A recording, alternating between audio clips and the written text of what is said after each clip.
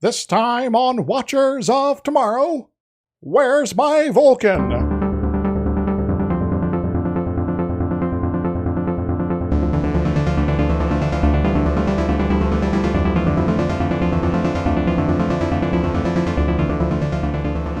everyone, welcome to Watchers of Tomorrow, the sci-fi review and critique show where we're putting humanities back into science fiction. I am Gep and I'm joined as always by my friend and co-host Dr. Izex. Hi. And we're very excited because we finally got a guest star to agree to come on to one of the movie episodes, because she's crazy apparently. We're joined today by Mary E. Loud, the sci-fi and furry fantasy author of Otters in Space and Tri-Galactic Trek, among, I'm sure, many more things than I have time to list right now. How are you, Mary? Hi, I'm doing good. It's exciting to have people who want to talk about Star Trek with me. I've spent a lot of my life wishing people would want to talk about Star Trek more. As did I. Well, you came to the right place. I'm supposed to introduce myself more. If people want to follow me on Twitter, my handle is @Ryffnah, RYFFNAH, and I've got like a dozen novels and 200 short stories out in the world that you can find. So I'd recommend reading them if you like Star Trek. They, tend to have some... Well, they're written by somebody who loves Star Trek. Yes. I've read some of your stuff, and I look forward to reading more, and it is very much in that vibe, yes. Excellent. So I want to make a quick note for listeners. I apologize if there's background noise. We are recording this in the middle of a heat wave. Everyone has to have fans and air conditioning on to live. So there it is. So, apologies for that. Yeah, this is true. I'm not turning off my air conditioning for you guys. I also have a lot of cats and dogs in my house, so hopefully they will not try to participate too much.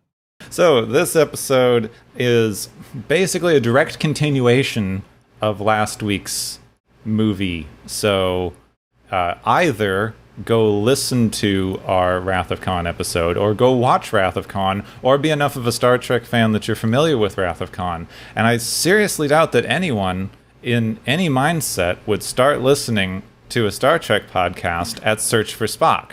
So I'm going to assume we all at least have a passing familiarity of what's going on. Oh, the movie does help with that, in case you weren't. Yeah, and we will have a bit of a recap earlier on. So we are doing Search for Spock, which came out just about 2 years after Wrath of Khan, and is one of the few direct continuation movies. It picks up literal hours after the end of the last movie. Not only that, it includes some of the best parts of the last movie right at the beginning. It does, in a tiny little screen that made me think my computer was broken for a second. Well, it slowly gets bigger, and it's still faded and desaturated, but You can also argue it's not really a standalone movie so much as the middle of a trilogy, because it connects into both 2 and 4. Indeed. It's like the one set of Star Trek movies that is a trilogy, not just standalone pieces. Yeah, and it is a little weird that we have, we had Star Trek 1, the motion picture, which is kind of its own thing. Yeah. Then it goes into this trilogy, and then there's still 2 more. Yes. I guess thematically, Star Trek 6 follows very well on for this trilogy here. Oh, it does. Star Trek 5 is kind of its own thing, though. It is, but 6, some of the key stuff, like Kirk having the great line about how he can never forgive the Klingons for the death of his son. That's straight out of Star Trek 3. Concerns about getting older and retirement. It's kind of a continuation of, some of the stuff about getting older in Star Trek 2. It is. So it's not going to take us as long to get through the background stuff on this one, because it's a lot of the same stuff as the last movie, so I'm not going to go over it again. This movie was written by Harve Bennett, who co-wrote Wrath of Khan, so we already know about him, and was also the first of these movies directed by Leonard Nimoy, and we already know him pretty intimately at this point. Yes. Him being to direct was actually one of the things they used to sweeten the deal, to get him to come back after they so unceremoniously killed him off in the last movie. There's some debate on this, but the general industry idea here is, well, there was a fan conception that Leonard Nimoy kind of hated playing Spock and disliked the typecasting of Star Trek generally. In fact, he actually really enjoyed it. his reticence to come back for movie roles was because he wasn't getting paid adequately for all of the licensed tie-in products. And once they handled that, he was happy to come back, but by that point they'd already written his death into Wrath of Khan. So for him to continue in more movies, they had to do this. I wouldn't call it an unceremonious death, though. I mean, they make a big deal out of it. It's very drawn out. It gets replayed in the next movie. And there's the whole funeral with Kirk doing his extremely memorable line about... Kirk's got a lot of great lines, actually. But the line about Spock having the soul that's the most human. And he fumbles the word human. It's brilliant. That is true. And I meant more unceremonious in that they didn't even consult with the actor before deciding he didn't want to play the character anymore. Okay. But you're right. It's handled very well in the movie itself. Yeah, it's a very big deal death. Not like, say, Tasha Yar. Yeah. Though, I was talking with someone the other day, and Tasha Yar's death, while very out of nowhere unceremonious, does have like a certain amount of realism to the dangers that they face in these things, instead of having like the Boromir-style death. That's the line that they feed you, but it really came down to them not working well with women actors, and so, young girls don't get to have their favorite character stay on the show. That is true. Which is a bit frustrating. Oh, yeah. And the number of times we point out sexism on this show, I'm glad you brought that up, because shouldn't brush that under the rug just because narratively it underscores something that don't get underscored by the male deaths. But if they let some guys die that way, we'd have a point. Yeah. Yes. Yeah, if it were more even. And there's definitely sexism in this movie. I mean, I love this movie. Oh, yeah. But it's still there. So, quick rundown of guest stars. We have Merritt Buttrick returning as Kirk's son, David. His mother is not around this time at all. They even had Kirk read the Genesis wave description so that they wouldn't have to pay her for using previous footage. Gee, that sounds connected to what we were just talking about. Yeah, that's true. Spock was still played by Nimoy, but also 7 other actors who I'm not going to go into the entire careers of, but because he's slowly aging through the course of the movie, and also there was a separate voiceover for the screaming. Someone else did that who didn't play any of the on-screen Spocks. We just need someone to scream back there, but it can't be any of these other people. But we have all these other people. So? We have Mark Leonard, who we've talked about a couple of times, returning as Spock's father, Sarek. He's one of my favorite Vulcans. It was supposed to be Romulans in the thing, so he could have played the Romulan commander again, too, but no, he's just here as Sarek. That would have been a bit weird if he were playing two That parts. would have been hilarious. I would have loved it, personally, but it would have been weird. Like, he is a fun actor to They're watch. like, oh my god, that guy, that Romulan looks just like you. It would be a bit confusing. He could probably have done it, though. Confusing, but if they had a scene where they actually met in person, and it's like, wait a moment. Yeah, it would be like that Spider-Man meme. So Robin Curtis now plays Saavik because Kirstie Alley wanted to be paid for more movies and the studio didn't want to do that. She was not in a ton of well-known movies, but was in a lot of TV guest spots on things like Knight Rider and MacGyver, and even Star Trek The Next Generation, where she plays another Vulcan in the 2-parter Gambit, which coincidentally, side plug, you can listen to me review with our friend Van Velding on the Beige and the Bold podcast. Nice. Because we're just all over the place. Finally, the main villain is played, of course, by Christopher Lloyd, who we all know as Doc Brown, but at the time was famous for One Flew Over the Cuckoo's Nest and the show Taxi. He's going to be playing Kurge, which is the weirdest Klingon name. Kurg? Kurge. Mary, help us out. I mean, I feel like I should know because I was just rewatching parts of the movie before this, and I rewatched it last night to prepare, and my brain has not held on to how his name is pronounced. That's fine. Now, there is one more person I think I should mention. Robert Hooks, who plays an admiral here, is in a number of things, various TV and things, as well as, of course, the FBI. Oh my god. We have one of those on every episode. This is a long-running joke that no one cares about but him, but, Yes. I'm going to keep looking for him. Before we get into the end of the actual movie, I did want to ask. So, Mary, you had your pick. Out of the five first movies, why this one? I think this one's underrated. It's it's kind of goofy, but it's also a lot of fun. And I remembered liking it a lot, whereas The Wrath of Khan is widely beloved and hailed as a great movie, and I sometimes get kind of bored watching it.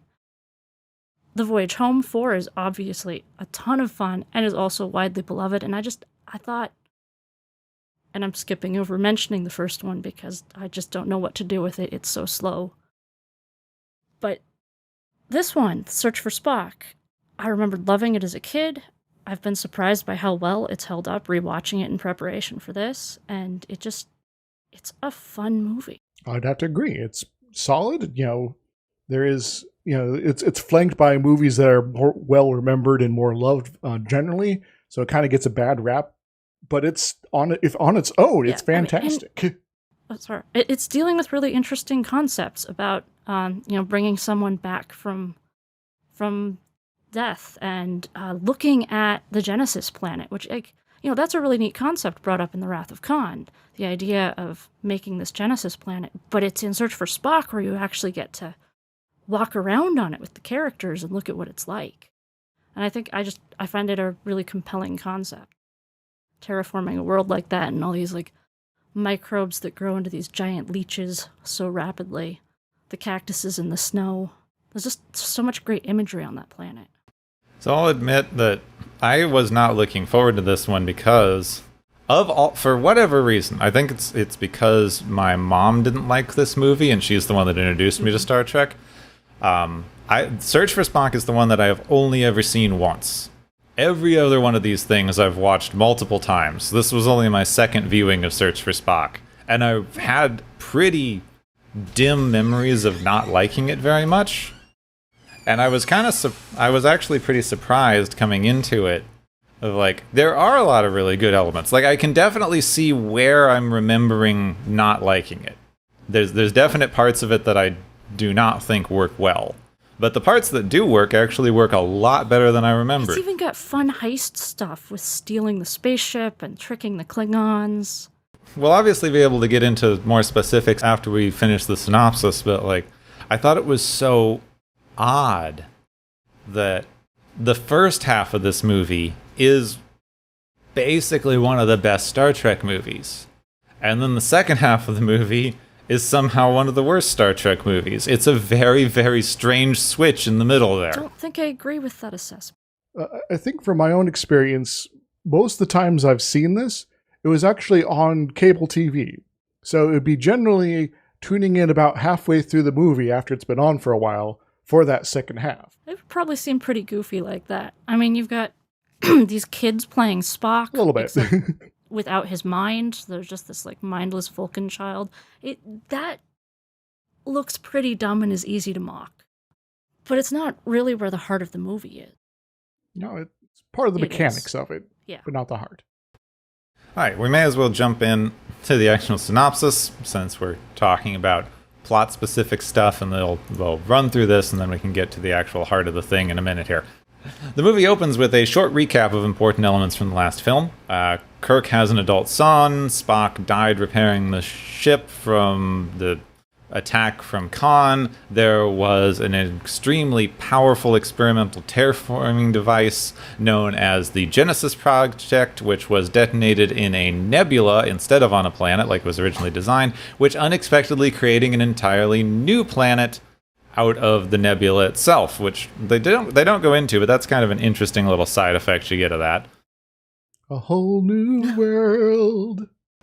And the final shot of the last movie basically was seeing Spock's coffin torpedo that was left on the Genesis planet after his space funeral. Burial at planet. So after the battle that culminated with the whole destruction of the Genesis and the Enterprise getting super damaged, it's just limping home back to Earth, and some of the crew are even expecting to be received as heroes for having stopped Khan and his stolen superweapon thing.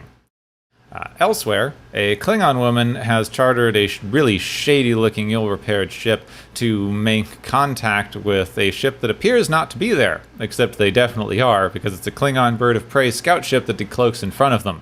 This is also the first time that we hear Klingon spoken as a full language. It was fully invented for this film. Dun, dun, dun, dun, dun, dun, dun, dun, dun, dun, dun, dun. The Klingon woman transfers files that she has procured on the Genesis device to Kurge, the Vulcan commander. Unfortunately, since she's seen them, the mission security is more important than anything, and Kurge destroys the small ship with her on it before heading off to the Genesis planet. Doesn't actually make sense, because he could just take her on the ship with him. I mean, he lets the other guys look at it and doesn't kill them. Although it is pretty cool the way that, like, she just acknowledges, like, yes, of course I must die. Not with words, but, you know, it's a very cool Klingon moment. It's a character-building thing for the Klingons, which is important because this is the first time we get the new Klingon culture before the whatever the frick they were doing in original series Klingons. The new transition to the new paradigm of Klingon honorness. Yes, they still don't have the makeup quite on point. They don't hit the makeup stride exactly well until you get to Next Generation, but we're doing pretty well, better than we were. So the Enterprise returns to Earth and docks in a massive space station capable of accommodating many ships the size of the Enterprise or larger inside, including the Federation's new experimental ship, the Excelsior. It's also my state motto. Excelsior! It's all very beautiful. It's a very pretty movie. It is. I love this station. So I was watching a lot of behind the scenes stuff in preparation for this, and apparently the design idea behind this was, what if the Japanese had made the Enterprise? Huh. Which in the 80s... It's fun when they show the Excelsior, the different reactions, and Sulu is the one who's most into it, and then of course later he is the captain of the Excelsior in Star Trek VI.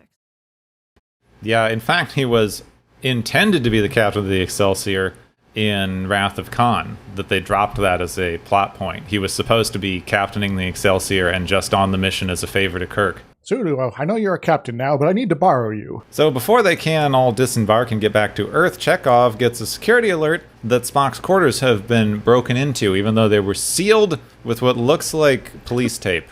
I still just love the mix of really, really old school stuff and futuristic sci-fi you get in this little 80s era of movies. Well, I mean, to be fair, they're sealing it against how are we going to seal this? Their own crew. They're not expecting anybody to break in. Mm-hmm. Just saying, hey, people, stay out of Spock's room. True. Should be enough. Oh yeah, I don't expect that they were trying to, like, completely block off the door, but the fact that it's still just yellow police tape, and in the last movie there was just an exit sign, like a full-on modern exit sign over a door, which makes sense. They wouldn't have to change it too much if it's working, but it's just kind of interesting to see the mix, because places often do... I find a lot of sci-fi often does try to do this, like, everything in the past has been obliterated so that it looks more sci-fi-y, instead of incorporating, like, well, we've been using yellow tape or some version of it for 100 years. I don't see why we wouldn't be using it in another 100. They do a lot with costumes, though, to make it look sort of outlandish and science fiction-y. The costumes are just great throughout this movie. Like, Sulu's sort of poncho coat, and just... they all have good coats. They do. I mentioned it a little later, but it's kind of an interesting one, because in almost every other iteration of Star Trek, the military uniforms look pretty good, and the civilian clothes look like a weird mess. In this one, the civilian clothes look amazing, and the military uniforms are weird and silly. In many ways, it's the most Star Wars feeling of the Star Trek movies, and a lot of the costumes look almost more like something you'd see in Star Wars than in Star Trek usually. We're going to grab some things off of the future shelf here, but it's also from a galaxy long ago, so... So, Kirk enters his old friend's room and is shocked to hear Spock's voice coming from a man sitting in a dark corner. Spock. He asks Kirk why he left him on the Genesis planet before lunging forward, and McCoy falls into Kirk's arms. He's asked to be taken home so that he can climb Mount Selenia, which is on Vulcan. Now, Kirk hands McCoy off to medical because he needs to go meet the Starfleet commander now, Moreau. Moreau is impressed, but also has some really bad news that the Enterprise is in fact not getting refit or repaired, but is being mothballed after 20 years of service. So we got it here. The Enterprise is 20 years old. We can fill in the timeline based on the 3 or so captains we know it had.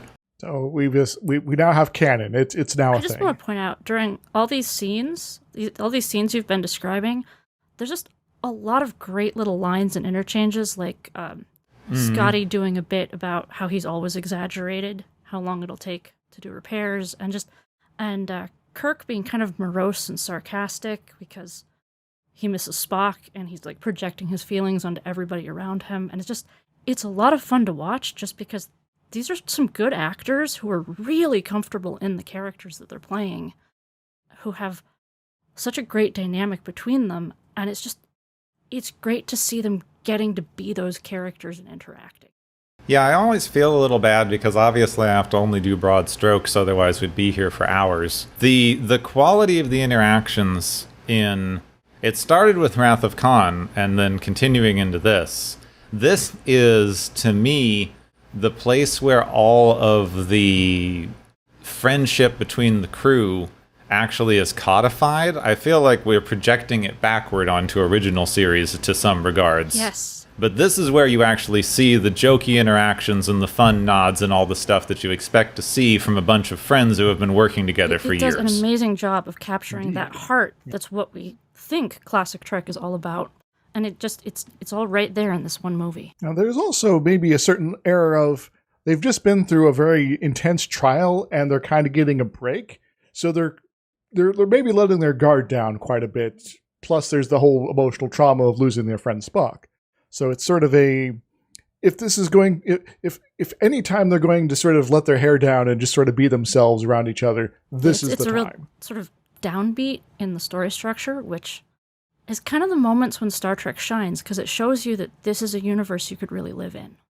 So the Enterprise is being retired. The crew is being reassigned, including Scotty, who's going to be sent over to oversee the Excelsior's new transwarp drive. It's a fun thing. That sounds like it's going to be able to get us across the galaxy in no time. Kirk is understandably displeased because he liked commanding the ship, and also he'd requested to take it back to Genesis as soon as it was repaired. But Genesis has become a political problem, so no one is going back there. It doesn't exist. Don't talk about it. Go away. Whole thing with, you could make planets, but you could also maybe destroy them with this thing. So, Yeah, I mentioned it last time, and we'll probably get into more of it, but this thing as a weapon, this thing having made a new planet out of nothing is far more interesting than, it could be used as a weapon. But for some reason, they decided to hang the plot of 2 entire movies off of the fact that you could retool it as a weapon.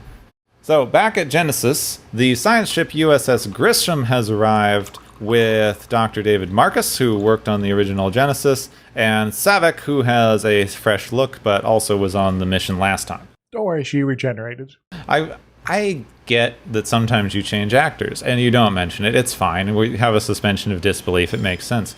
They didn't do anything to try to make her look like she did at all. She has even a completely different hairstyle. I feel like that might have bothered me if I'd been an adult when I first saw these movies. But these are movies that I started watching when I was so young that they just kind of blur together and are part of the landscape of my life. And I always really liked this incarnation of Saavik. She's one of my favorite Vulcans. I think she does a great job of getting across that weird concept of Vulcans not having emotions. She's just very straightforward and logical and is not seeming very emotional most of the time, but not in the weird way that some Vulcans do that almost seems angry to me. So while I can intellectually understand that it's troubling that they just replaced this character with a different actor, and that could be upsetting if you were watching along as they came out, I can't feel it because I just like her. I guess also to a degree this is my own personal favorite Saavik as well. Just kind of works better for me. So the Grisham is here to do a survey of the new planet, and scans reveal a wide variety of Earth-like biomes, all really, really close together, which honestly, this seems like it would be seen as a problem because you really shouldn't have a rainforest, a desert, and snow within walking distance of each other. That's going to create problems, but they think it's cool. I mean, 1, it is cool.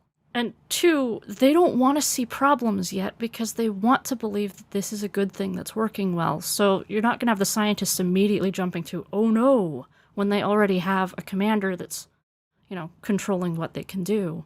They're going to want to cast it as no, this could be good. Maybe it's good. Just a different sort of planet. Besides, we've technically run into a planet like this before in the animated series, so it's all good, right? Yeah, that one was just a zoo, though. Their Genesis project has created a zoo. So the scan finds Spock's coffin, which must have landed safely because there was weird gravity happening. Makes as much sense as anything, so sure. It's a very sturdy coffin. Yes. There's also animal life, which should not be there. The captain is under strict orders not to bring anything aboard, but Saavik and David request to beam down to check it out. All right, Lister, why'd you put your cat on the torpedo? So back at Kirk's apartment, the crew are having a small get-together / memorial service for the Enterprise and Spock, except for McCoy, who is tranquilized in a hospital. Which is pretty standard for him, honestly. When Ambassador Sarek arrives to speak to Kirk alone, who, as we all remember from previous episodes, is Spock's father. Everyone else just kind of leaves. It's like, oh okay. Yeah, they're just like, okay, would we? And they walk into what I assume is another room, but they just randomly walk off screen to the side. We've never seen another room in Kirk's apartment, so they're just hanging out in the bedroom, I guess. I didn't think about that at all. It is a movie that has little holes like that, but it's really good at directing your attention away from them. Things like, why are they so eager to go back to the Genesis? If they're so eager to go back to the Genesis planet, why did they leave it in the first place? I mean, they were just there. If there's something they wanted to do, but they're like talking about going back before they've even really figured out why. I think for me, this like really points to my feelings on nitpicking in things, because like it can be fun. I do it all the time. It's fun to do, but if you only notice it if the story is not interesting enough for you to not notice it. And I think this stuff continues on with Star Trek 4. Like, there's all these things where it just, if you stop and think about, okay, wait a minute, is the next thing that they're going to do going to make sense? It doesn't. But they jump straight to the next scene, and the next scene is charming. So you stop worrying. Yeah, why do you care? Scotty's speaking to a computer mouse. Hello, computer. Well, the one that really struck me, although this is jumping to Star Trek 4, but there's a part where they need to go rescue Chekhov from a hospital, and the whale woman, I think Jillian, is there and asks, what can I do to help? Or they ask her for her help. They say they'll need it, and then it jumps straight to them in the hospital wearing hospital clothes. Where'd they get the hospital clothes from? Because it doesn't feel very in character that they did the classic, like, beat up some people to steal their clothes. Or it's not like she would know how to steal hospital clothes. How did they get dressed like doctors? But it completely skips past that, making it somehow implied, like the implication is that she helped them do this. But you don't worry about it because you're watching, McCoy be really snarky about, this savage old medicine that shouldn't even be called medicine. And it's delightful. How did the whale biologist help them? It's okay. She's a whale biologist. Pretty much. So Sarek is here because Kirk was the last one to see Spock before he died, which means he would have given Kirk his Katra, the Vulcan soul, basically. We're into weird Vulcan pseudoscience, spirituality things again. Mysticism. This is one of those things that if you look at it closely, just doesn't make any sense and falls apart. It might. Vulcans are magic. It's fine. If you let yourself get swept up in the emotions of, Sarek, Spock's dad, and his strong feelings for, how could you let down my son? And Kirk saying, basically he would have died in Spock's place if he could. And, I mean, this is a powerful scene. So why worry about, apparently every Vulcan could be immortal if they could just get a new body to put their mind into? Oh, because it's more fun to poke holes in Vulcan logic stuff because facts and logic has become such a meme on the internet, but... This isn't even Vulcan logic stuff. This is Vulcan, mind meld stuff. Now, Sarek mind melds with Kirk so that he can skip all the exposition and finds that Spock, in fact, did not leave his Katra with Kirk, but if it was that important, he probably would have found another way to do it. Together, they go over the security tapes of the Enterprise engine room, which I love. This is something in all media, not just science fiction, all media, movies and TV. All security cameras are just smart cameras that can be anywhere, and it's just the footage that we saw. They're all at ground level. And you can zoom in. Yes. Well, they do like a whole, like, enhance the sound and whatever thing, which, you know, my entire childhood, everyone made fun of. They're like, oh, they zoom and enhance. How'd they do that? Now we have all these frickin' AI Photoshop things that can just do that. Computer, extrapolate. Oh, this is the answer to all our problems here, but there was no details there. It was just a single pixel. I don't care. So they find that just before Spock entered the engine room, he mind-melded with McCoy, and it should have been pretty obvious as soon as they started thinking about this that the guy who snuck into Spock's quarters inexplicably has Spock's voice sometimes and is going crazy might be the one that has Spock's soul. And keeps asking to be taken to Vulcan. You know, before this, they didn't know about this Contra thing. Fine, he's just going crazy. As soon as they're like, he would have put his Contra into something, I feel like you have enough clues. Yeah. Let's look up McCoy. Because would McCoy ever ask to go to Vulcan otherwise? No, the old racist piece of... Maybe if he was trying to be spiteful or rude about something, maybe, but... Yeah, I could see him saying, I would rather go to Vulcan when he doesn't want to do something. Right. But one of the lines I loved in it is when Kirk reveals to McCoy that what's happened to him is a result of the mind meld, and McCoy's immediate response is that, this is Spock's final revenge for all those arguments he lost. And there's just like so much perspective in that one sentence. The idea that like Spock would be trying to get revenge, the idea that all those arguments are ones that McCoy had won. It's so dense with his perspective, and it's kind of hilarious. So back on Genesis, David and Savick find the coffin, which has a lot of little squiggly things, which are quickly evolved microbes from the outside of the pod, which also, they're now just populating the entire planet with microorganisms. They are covered in the things as people. So that could be interesting if the planet lasted for more than 10 minutes. A whole generation of skin parasites now are populating this planet here. It does seem like they should be worried about how safe it is for them to go down there. Yeah, any kind of contamination either direction, but yeah. They're worried about radiation, but that's it. I mean, just for them. I mean, with what it's doing to Spock's body and to all these creatures, like, it could really mess up humans, too. But I do think the implication is that there was an initial thingamabob that did all of this, and now it's past. You see, David's actually a wizard.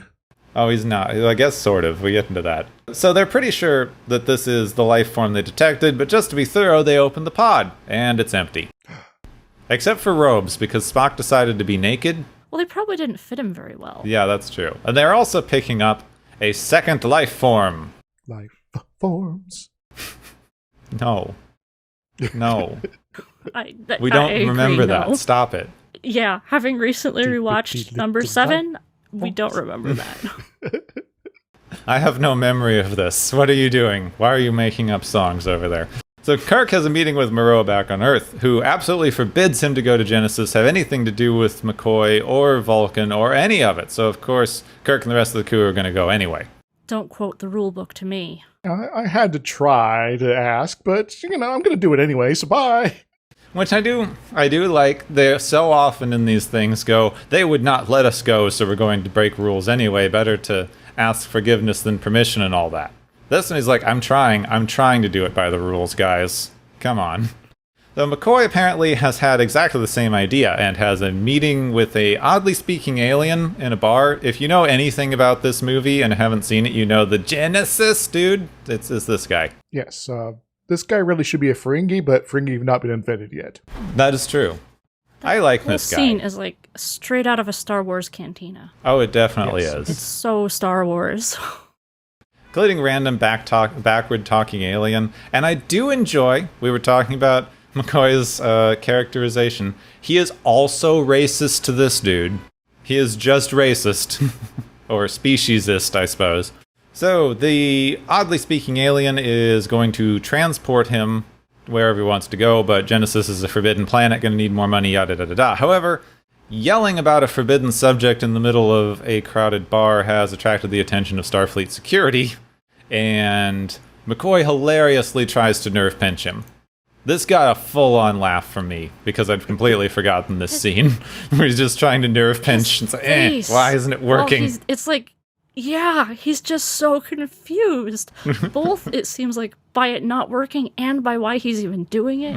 Like, McCoy is just completely off kilter in these scenes, and it's very funny. This is the thing. The first half of this movie, or at least the good 2/3, has some of the best acting and comedy and character beats of almost any of these films. It does. So later, Kirk has decided to visit his friend McCoy in the detention center before they move him to the Psych, or as the guards describe it, the Federation Funny Farm. I do like Kirk's line about being fruity as a nut cake. Now, didn't we Nutty as a fruitcake? solve all mental illness before in an episode of Star Trek? Star Trek doesn't handle mental illness. Does seem like something Dr. Crusher would say, but that's in the future. True. So soon after Kirk arrives, Sulu shows up with an urgent message for Kirk from Starfleet Command and gets one of the guards to leave and go into the cell to get him. The other one, who he tries to banter with briefly, stands up and towers over him and even goes so far as to call Sulu tiny. Big mistake. It has a very, aren't you kind of short for a stormtrooper type vibes. It does.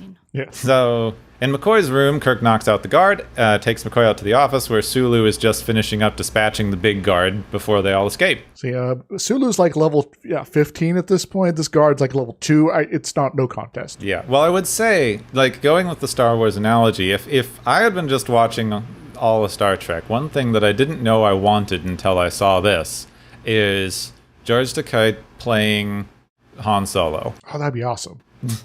Which is basically this scene, and it's amazing. They give some lovely little bits to pretty much everybody.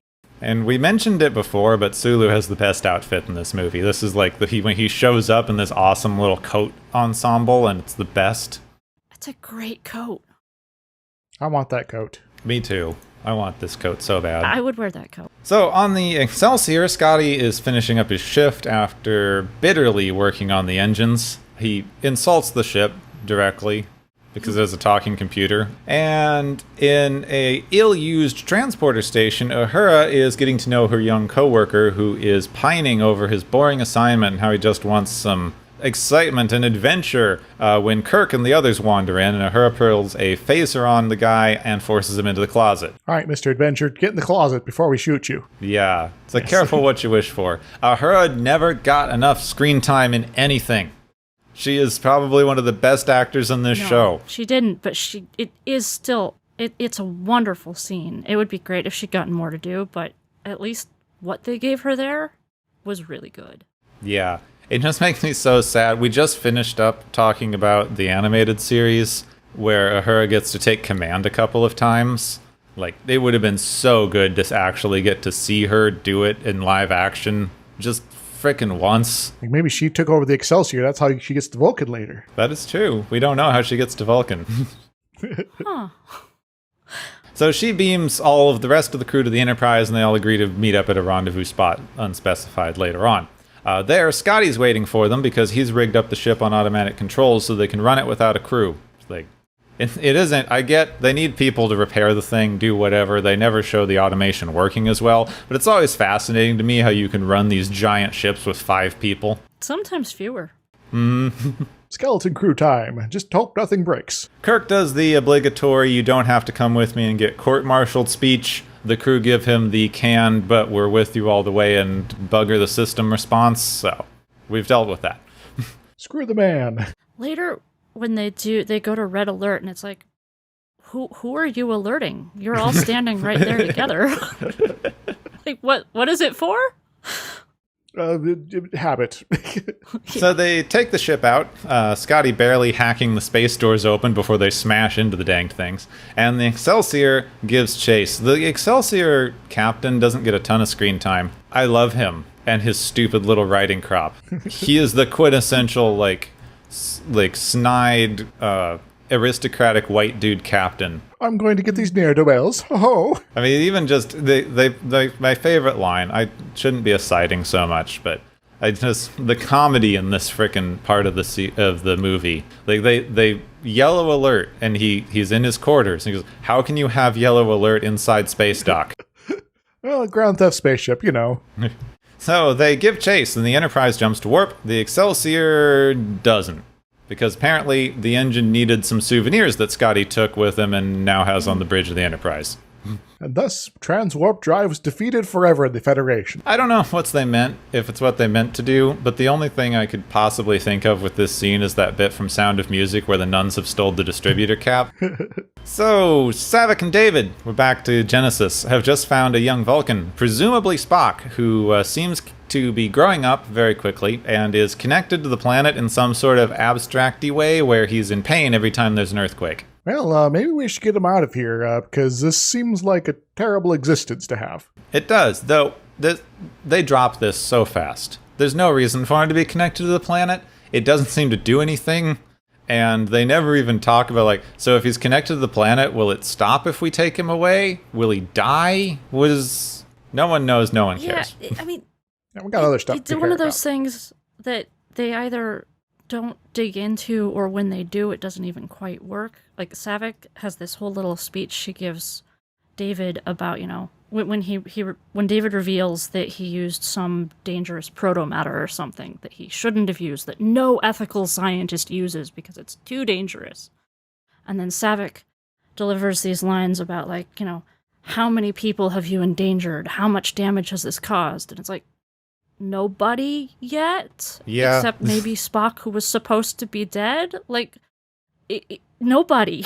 He hasn't actually endangered anybody except the two of them who foolishly beamed down and Spock, who was dead. Other than that, it's like an empty cloud of dust. I was watching this scene, and he's like, how many people have you endangered? It's like, well, so far, 2. Yeah. So they want to bring probably Spock back up on board the ship. This, of course, though, is when Courage and the Bird of Prey arrive and target the Grisham's engines, but because of a lucky shot, it blows up the ship in one. Kirk's a little angry about that and decides to take it out on the guy that fired the shot. Yeah, he wanted prisoners, so he vaporizes the gunner. Kirk is very inconsistent about what he wants. He seems to mostly want to contradict people and be difficult. Yes. Because he wants prisoners, but then later he's like, kill one of them. Which one? Oh, who cares? Go ahead and kill the scientist who has the information that we're here for. Courage is just a very unhinged villain. And, of course, Christopher Lloyd is just having fun, which you love to watch him just play a crazy person. It's basically his whole thing. But yes, it does, like, as a villain, he's very unhinged and weird, but in a very strange way that actually makes him a little less threatening in my eyes. It's fun to watch. At some level, he comes off starting as sort of just a nationalist, like, I'm doing this for the glory of the Klingon Empire and stuff like that. But then slowly it's sort of like, I'm just going to be inconsistent and lazy about certain things until I get angry.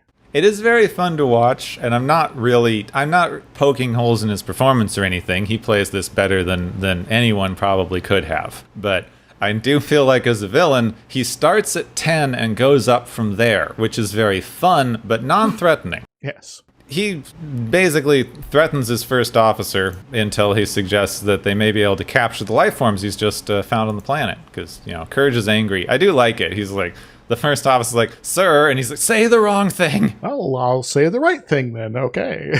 Saavik gets bad news from David that we already talked about, that they've used proto-matter in the thingy, so the entire place is unstable. The scientific thing was a failure. The planet's going to blow itself up for some unspecified reason. It's just a bad time. Also, the ship's destroyed, and they're probably going to be attacked by the same people that blew up the ship. So, get prepared for that, I guess. We should probably, hide. Yeah, they're not in a good place. So, the Enterprise is almost at the planet. McCoy is occasionally speaking in Spock's voice, which freaks everyone out a little bit.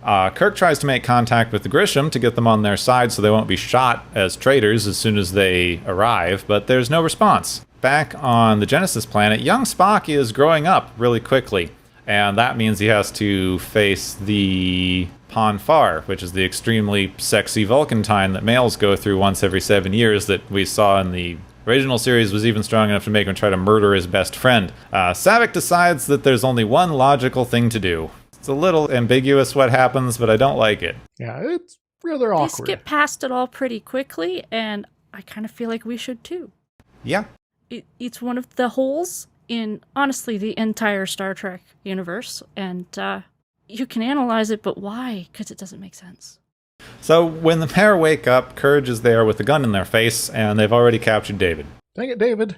Yeah, David really does not do much here except be a failure. He wasn't good at making science. He wasn't good at not getting captured. David is just not doing much in this episode. He did make this thing that made a whole planet, and, if they had, stood back and studied it instead of, sending a corpse to it and then beaming down to check on the corpse, they might have learned a whole lot and been able to, try a Genesis Mark II later. Yeah, they might have. He was doing okay as a scientist until, they were all like, hey, we've got to beam down there and check on Spock. Perhaps this is why by the time we get to Next Generation era, a good 90% of the crew is scientists instead of just Kirk doing his weird cowboy thing. We need more scientists, everyone, so we can study all the planets.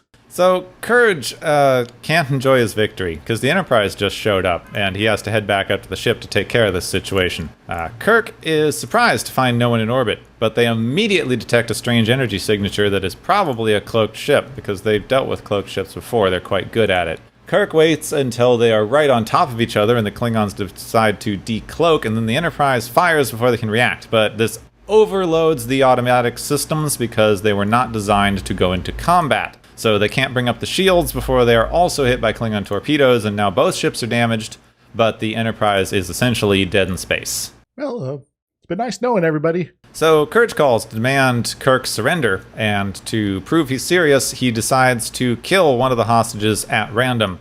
David tells Kirk not to give up because the planet is going to rip itself apart, etc., and it's not worth trying to save them all. So, but Courage is still being Courage, so they decide to just kill someone. They're going to stab Savick, but David fights instead and gets stabbed to death behind a bush. Well, at least he saved some people. This is such a bad death scene that they have to say, oh, he's dead, in order for you to know what happened.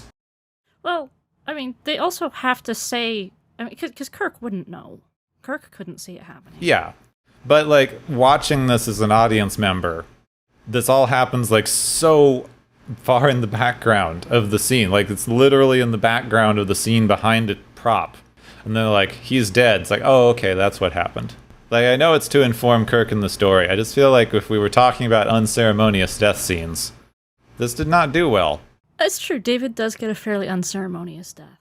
It wasn't supposed to be him, and it does seem like he dies fairly easily.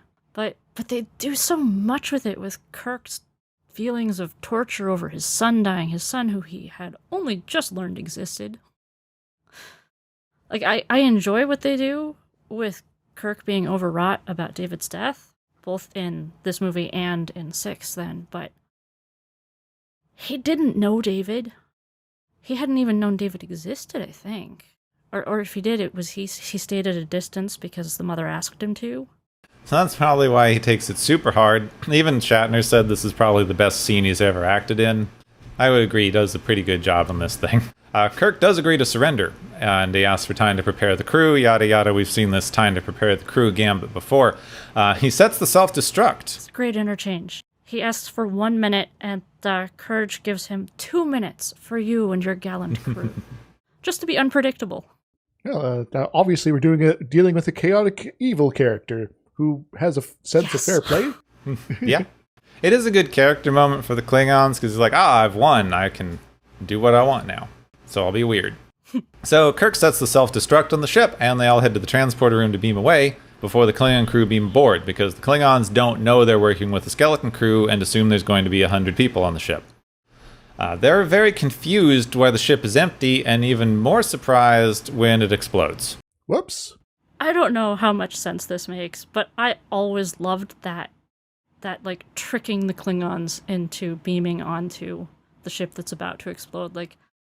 Somehow when I was a kid, the cleverness really appealed to me. This is a good trick. I don't think it's actually a good trick, but it works narratively. They did kind of set it up on the thing. The Klingons don't know that they're working with a skeleton crew. They have to overcommit their resources because it's a much smaller ship that has a much smaller crew complement. And we've seen that Courage is overconfident because of the thing you just mentioned, where he's ceremoniously giving them an extra minute to flex. Right. So he's going to overcommit his resources and doesn't expect them to destroy the ship because he doesn't expect that they're going to be able to evacuate the entire crew in one beam out. Indeed. I suppose that's true. So overall, it actually is set up fairly well. And then, of course, we all know this because we came to this movie much later, but just watching this originally as an audience, they just blew up the Enterprise. Yeah. That's the Enterprise. That's all she wrote. It streaks across the sky like the Death Star coming down or something. It's a great moment watching it. So the entire crew, except Scotty, for some unspecified reason, arrive on the planet. They find the Klingons fighting with young Spock, who throws them a few yards away in anger, because Vulcans are strong, and puberty Vulcans are even stronger. Puberty rage! This gives Kirk a chance to shoot the other guard. They call Courage and try to get him to beam them all up to give them the information so that they won't be trapped on this, readily exploding planet. But now Courage is too angry and decides to beam down instead. He and Kirk have a very drawn-out fight. It's very Gorn-esque. Yes. Quick, Kirk, make a cannon. It makes me think more of Star Wars 3, when you've got Anakin and Obi-Wan fighting. Yes, the high ground, and you've got all the lava in the background, which also has become inextricably intertwined in my brain with the Lion King fight at the end, because I saw a YouTube video at one point that had mashed them together and it worked way too well. Nice. I mean, I do like that this is just kind of hokey. I get the hokey fight scenes, but it's kind of tonally odd with everything we've actually set up in the movie previously. The planet itself literally throws Courage at Kirk. Mm-hmm. A big rock shoots up underneath him and throws him at Kirk to start the fight. Roll for initiative, everybody. Planet's part of the fight scene. Planet's fighting too. So they struggle around for a while, and then Courage falls into lava golem style. Oh, I will point out that I really like that final end there, because Kirk's like, I'm going to help you not fall in this lava, and Kirk's like, no, I'm going to pull you down, and then Kirk's like, I have had enough of you. It is an interesting one, because I do it shows Kirk doing the heroic thing and trying to save his enemy, like we all expect. Mm-hmm. But he has to kick him in the face to get him to let go when he's trying to drag down. There's none of this oh, my boot slipped off. I didn't have anything to do with him dying. Kirk has hit his limit. Yeah, you have so many of these to maintain your hero. They're trying to save the guy and their glove slips or their boot falls or just whatever thing to make it so that the hero doesn't have anything to do with the guy's death. This one is nope, Kirk is defending himself. We can see this, and he's taking an active role in defending himself. And this guy is unpredictable and trying to kill people all over the place, and you can't really blame Kirk for it at all. No, I just think I like it because narratively he maintains the hero status. You don't question that this was a justifiable action, but they still made him an active agent in this guy's death. Mm-hmm. Which I appreciate. Kirk returns to the crew, orders the Klingons to beam him up in Klingon because he heard Courage do it. And just before the planet breaks apart, they all beam aboard, where Scotty has already taken control of the ship because he's Scotty. Hooray! Also, there's one Klingon left over who I think is played by John Larrock. Yes. Kind of weird. Oh, the interchange with him is just so fantastic. Help us or die. Kill me. It's like, I'll kill you later. And then a little bit later, you said you'd kill me. I lied.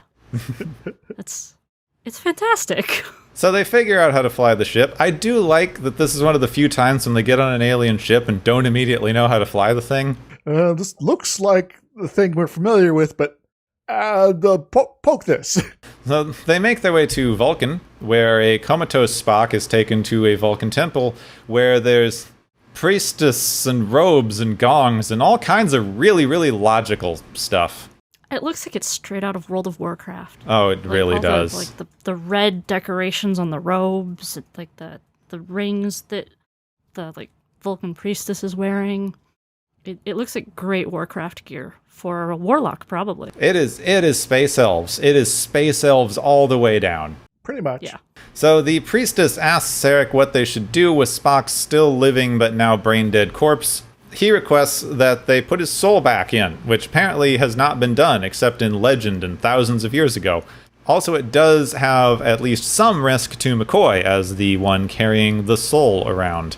The Vulcans do it anyway with a very logical ritual where they have pretty women standing around in robes and morgongs and fancy hats and chanting and all that stuff. And now all they can do is wait around. I like how they ask McCoy for his consent while also explaining, but of course, as a human, you're not really capable of understanding and therefore consenting. But still, hey, you want to do it? Oh, heck yeah. Get this guy out of my head, please. So after the ceremony, Spock approaches them from the temple. He's been told that they're friends, but he doesn't really remember much. And he gives them all a very close inspection.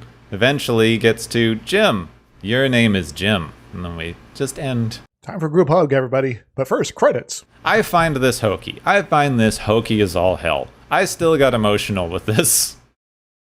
But then, yeah, because, you know, that Star Trek music comes in as they're doing the hug, and it's magical. It's very deep childhood sense of security, and, like, these are characters that make you feel safe. So, you know, I shouldn't have characterized it earlier that the second half of the movie is kind of hokey and not as great, but I will contend everything that happens on the planet is not done to nearly the standard that everything else is done. Which planet? The Genesis planet or the Vulcan planet? The Genesis planet. I'm not saying anything particular about the actors. I think they're both fine actors. They're doing a good job with what they're given, but it's just not written as well as the rest of the movie. They don't really know quite what to do with young Spock and the bringing back and raising up this young Vulcan on the thing. And even the way that they explain the planet breakup is just weird, because you could very easily, and I expected them to, not remembering the plot of this movie, say, this thing was never designed to do this. It was designed to work on an existing planet and restructure the planet's surface in order to create a life-sustaining ecosystem. It was never designed to create a planet from scratch in a nebula, and that's why it doesn't work. You didn't have to put in a, like, David is a bad scientist plot. This is an unusual situation that this technology was applied to that it shouldn't have been applied to. And so all the stuff about, you know, like the core of the planet is, like, changing shape and size and things like that, you know, it would kind of make sense that it wasn't designed to create one of these, but it did. So, we're not sure what's going to happen. Yeah, I think all the stuff they do, it's weird. It's weird how they want to undermine David and then immediately kill him off. They just don't really give them any character moments or anything much to do on the planet. They're just there.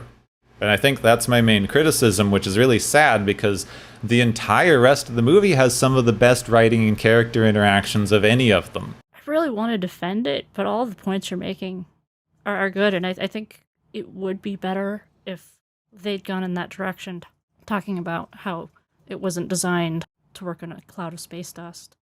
But again, that's not where the heart of the movie lies. That's the MacGuffin. You know, it's the made-up science stuff, and it's fun to think about the made-up science stuff and imagine how it could be better and, you know, what makes sense, what actually makes sense. But the heart of the movie is really about these bereft friends who've lost someone deciding that they're going to fight to get him back, even if they're not even sure that they can get him back. And then when they do, that, you know, that very satisfying, heartwarming feeling of, hey, we got Spock back. And that connection that they all have with each other, and that is very satisfying. Yeah, I want to be pretty clear, because having rewatched it, I remembered this as one of the not as good movies. And like, I think it's a solid middle that's being drugged down a little bit by some of the bits that aren't working as well. But I'm not saying that, like, I think the actual heart and core of the movie works super well. And it's still one of the better performances that you get out of Shatner. I still think his actual acting in Wrath of Khan was a little better most of the time, but this is still one of his better performances before we get back to weird swashbuckly Kirk. But the fact that they have two narrative arcs kind of running simultaneously through the thing. You have the group of friends trying to get their friend back, which works incredibly well. But you also have a side thing of Kirk also losing his kid, where Kirk gains his best friend back, but then loses his child, which, like, is just Kirk can't keep everything good. Although, I mean, to be fair, he didn't know this kid. And David, if he hadn't come running back to try to save Spock based on weird Vulcan mysticism, David and Saavik would have both died on that planet or at the hands of the Klingons. Yeah. I think we didn't get enough time characterizing David. We see him show up in the last movie. And he gets a little bit of characterization. We find out he's Kirk's son. He gets a teeny bit of characterization. He gets almost no characterization in this movie aside from the fact that he's willing to do unethical things for science, which is not a great thing to pin onto a character. I will agree that his death scene, well, I don't think they handled the actual death scene bit super well, especially in fight choreography wise. But the way that it hits Kirk and the way that it spurs him on to the strategy that he uses on the Klingons makes sense and carries through, then it's almost kind of immediately dropped. And I know that they bring it back in the other movies, but if you're just looking at the narrative here, it kind of just, I'm not even trying to criticize the movie hugely. I just think having rewatched it, I don't love the thing that they did with David through the movie. And I wish that they'd been able to do more on the planet to bring the rest of the movie up, and that would have made it one of the better movies in the series instead of where it is now for me, which is kind of in a middle tier position. David is a very, very secondary character. This is the son of a man who is not interested in having a family because he's too busy gallivanting around space. And I guess it feels very believable to me. This is an entire series that's focused on this space cowboy. And so as a dad, he's somebody who doesn't care that much about the kid that he happens to have spawned, except for how he feels when, he feels like he was robbed of that kid existing. And that feels believable to me in the way I have issues with dads, so it feels plausible and right, and David isn't made that interesting of a character, so I don't feel much loss in that we don't have him more developed. I would be more curious about, where'd the mother go? She disappeared from the last movie, and she was just as involved with the Genesis Project, so I think that's a hole that bothers me more than that they don't develop David more than they have. He's a believable son to a space cowboy with his, I've got to get it done, so I'm going to use proto-matter, even if it's dangerous. That, as Saavik points out, is a very Kirk thing to do. Could have been some expansion there, where he actually does bring up his mom, maybe in him having an argument about it. And then, we could get that could be interesting. More insight into, how he interacts with other folks, outside of the Wrath of Khan context, where it's did he sneak around in order to do the proto-matter stuff, or did he have, get approval here or something else entirely? But we don't have that. Yeah, if it's so dangerous, how did he come by it? That is an interesting one. And his mom doesn't seem like she would have gone for it, and she must have known, right? I mean, she was deeply involved in the project. How could he have, secretly powered the whole thing with proto-matter and she just didn't know? Well, see, I think that it's kind of interesting that you say it that direction, because I also have a problem with dads. And that's what leads me to be more critical of it, possibly just because of the way that it lets Kirk off the hook so much narratively. Now, I know that they were not going to do anything with that. They certainly, this is all subtext, and Kirk is still going to come off as the hero who sacrifices anything to get the job done, and that's great. But I'm going to be more critical of it because of that, because I wanted them to be able to do something else with the way he abandoned his son and then cares about it emotionally when he dies, and basically just uses it to justify his racism later on. I don't know, it's possible it would strike me differently if David were a daughter. As it is, I don't feel any connection to Kirk as a dad. He is very much an absent father. And yeah, it's kind of entertaining to me to see him. I have never idolized Kirk as a character. I just, he was there, and I find the show comforting from my early childhood. And I have come to really admire some of Shatner's acting. I think he actually does a fantastic job. And a lot of the time when he's doing this mockable acting, he's doing it in a situation where the show is being ridiculous, and it almost draws attention away from how ridiculous the show is being. A bit, yeah. And then you mock Kirk instead of mocking the show. And, it kind of saves Star Trek from being ridiculous because, well, it's just that Kirk is so hammy. And that's actually kind of neat and interesting. And so I've come to really appreciate him and watching him and his performances, but I've never admired Kirk. I've been interested by how he's portrayed, but it doesn't bother me when I see him and it's like, oh, okay, he's being like a totally self-centered type of dad who's like, the feeling, his son's death is all about him and his feelings and not about David as a person. And that's interesting for me to watch, but it doesn't bother me that he's not coming across well there. And that might just be a full perspective difference, because as a supposed model of masculinity, I've always found Kirk kind of baffling. Yeah. Yeah, I don't think he's a good model for masculinity. I don't think he's a good model for a lot of things. Really anything. People shouldn't be trying to be like Kirk. Just because he can be fun to watch sometimes doesn't mean he's a good role model. Star Trek has a lot of great role models. I've never thought Kirk was one of them. So, we all joked about this before we were recording, and I thought it was interesting because, someone else who I was talking to about this joked about it the other day too. Because we are all in the middle of an unprecedented heat wave as we were recording this, it's pretty impossible to not see the environmental themes in this movie. So we definitely have a situation where there's climate change going on the Genesis planet in a very accelerated fashion. Well, and then they hammer down even harder on that in the next movie, because the next movie is all about saving the climate so that we don't destroy ourselves. Right. I'm rewatching through the classic Trek movies leading up to this podcast. It was kind of depressing seeing that and being like, did it make a difference? But I guess apparently things did get somewhat better with whales post that movie, so maybe it helped. True. There's an actual really interesting history that you can look into with the environmental movement and whales as a sympathetic species, where the whale, we'll get more into this next episode, of course, but the whale songs, quote unquote, that got publicized all over the place were put in specifically to sort of give a human face to whales as a sympathetic species, to draw interest to what at the time was not really talked about as climate change or environmental problems, but was just a pervasive whaling industry that was still in existence at the time, and they were rallying public support against and the people like Leonard Nimoy and the other people who were involved with writing that movie were very into that movement, which is why that plot point is the central piece of Star Trek 4.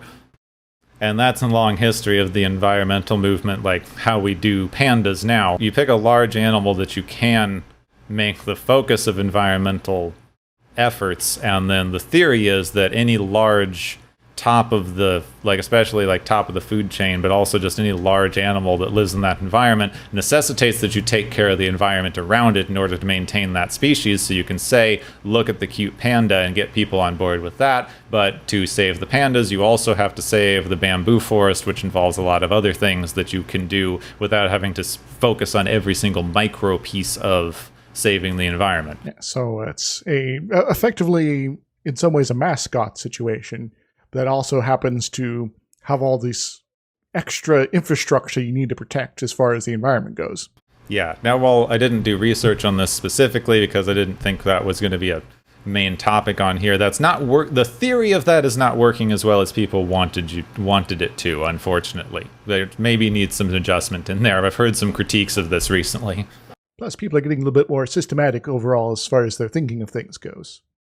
But yeah, that's a whole other discussion too. So, and if we had more movies like this, I think that from what I remember, what was it called? Day After Tomorrow was supposed to be the big environmental impact movie. They went into that specifically with a stated goal of saying we want to make Jurassic Park, but for global warming, which didn't do the box office numbers to go, but. This one, they don't explicitly say it, but you see they're in the middle of a blizzard. There's a lot of environmental stuff going on. And then the planet explodes, which I feel like is a thing that you can kind of get behind as a hard consequence, even if it's unrealistic. Like, people always talk about how easy it is to ignore something like climate change because you can't see the material impacts as starkly. So putting it into fiction as and then the planet explodes, gives you some context to hold on to. It's amplifying the effects so that you are not able to ignore them as easily. They're pretty hard to ignore right now. Oregon did not used to get as hot as it has been for weeks on end. Yeah, same with Brooklyn. And it did not have fire season, and we didn't have skies that were yellow all day, and if you walked outside, you could see the smoke and the ash on your car.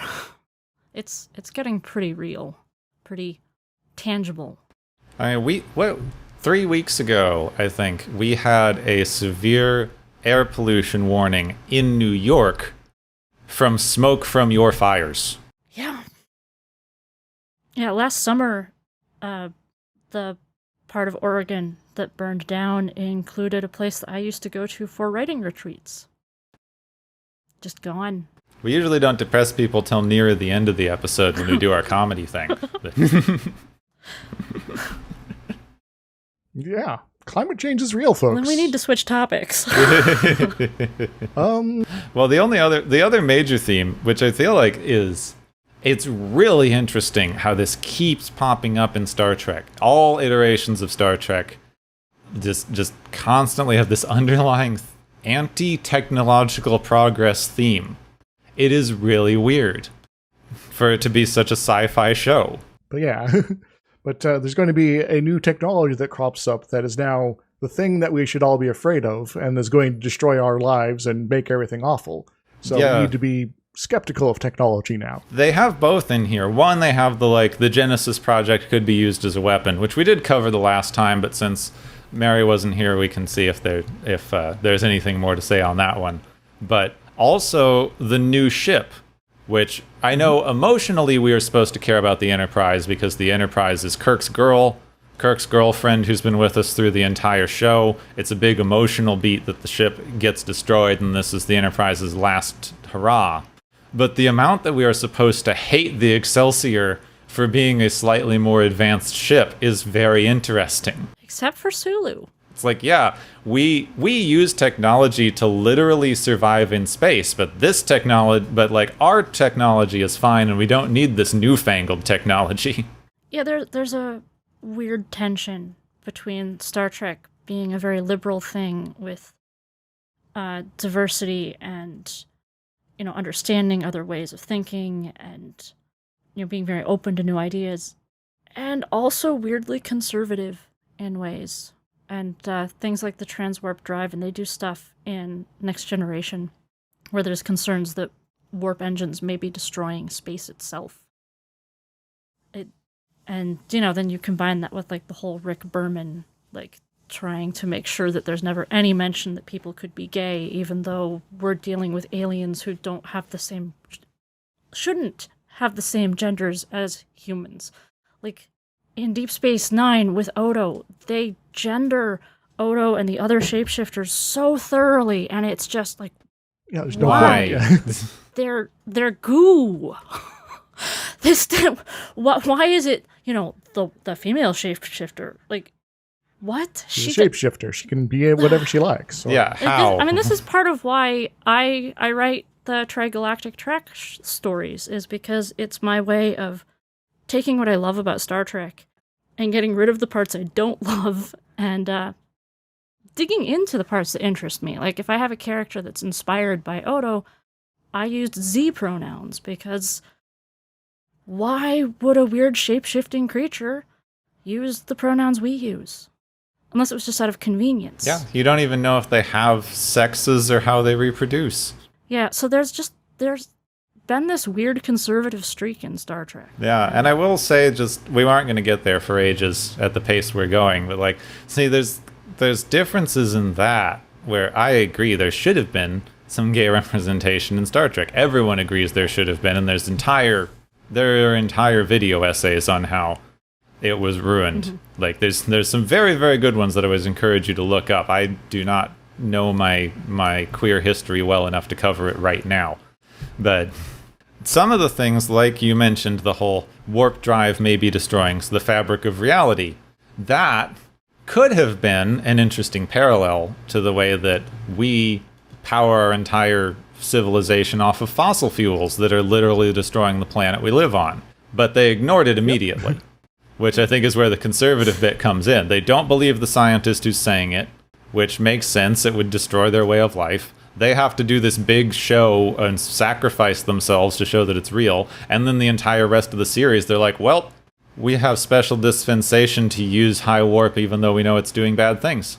So it's almost like that important message that we tried to convey doesn't matter to us because we're special. Although they have kind of come back to it with Discovery. With, now that Discovery's jumped into the far future instead of being a prequel, nobody was able to use warp anymore. Which I haven't been able to keep up with as much, so I can't comment on that one. Yeah, but yeah. It went some weird places. Discovery kind of meanders here and there. It's interesting, I'd say. It's got some great parts.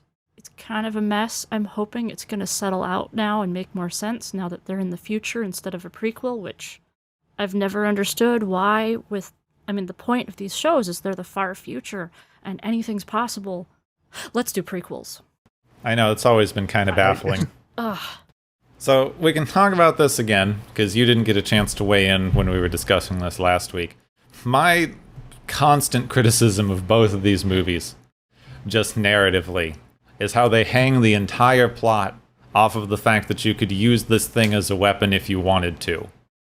And one, that's a very weird place to keep going with scientific progress, because one, you could use basically anything you wanted to as a weapon. It's not a particularly valid argument for anything. And the times that scientists have made super weapons, they were specifically contracted to make super weapons by the government. So looking at something like this and hanging the plot of 2 movies off of, you made a thing, but we could also use it as a weapon.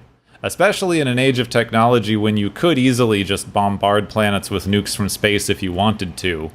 The fact that they keep going, this is the most powerful weapon ever. The fact that we created something that could be a weapon is creating political problems for us. The Klingons are killing a bunch of people to try to get to this thing that could be made as a weapon. It just seems narratively weak to me.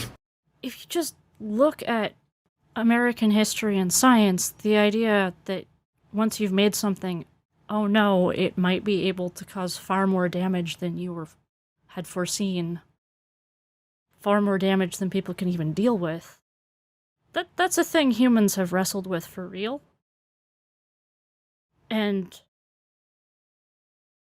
so, I think there are some real stories to be told there about choosing to use something with massive power responsibly for good things instead of to just cause destruction. Because really, something that could destroy a planet in minutes, that does have the potential to be a massive weapon.